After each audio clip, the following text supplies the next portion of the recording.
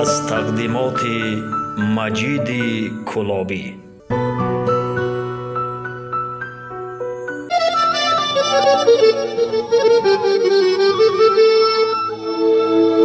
مرد نیست همانه که بگوید زن را، مرد نیست همانه که بگوید زن را آه در زندگی موت و طفلک بار است.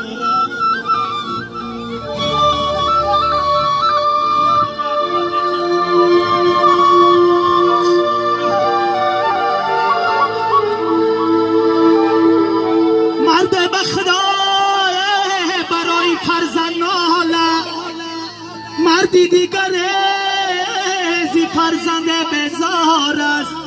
چون مرد کنه ترکی جگر بندان است.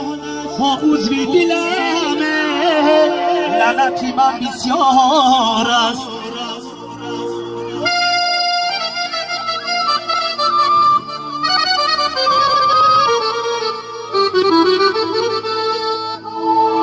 مردی نبود زی رفتنی عمر بازایی، مردی نبود زی رفتنی عمر آهی. چون پیسره کی او با دولت یار است.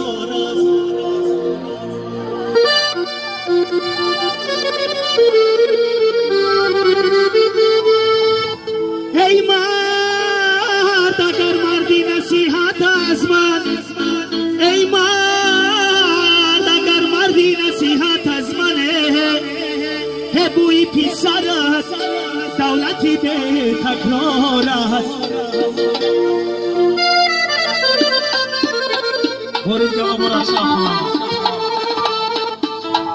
زندگی بر دوشی ما باری گرانی میکند. مرد است با تبسم زندگانی میکند. های مرد همان مرد است با تبسم زندگانی میکند. یا رئی خواهری جان توی مبارک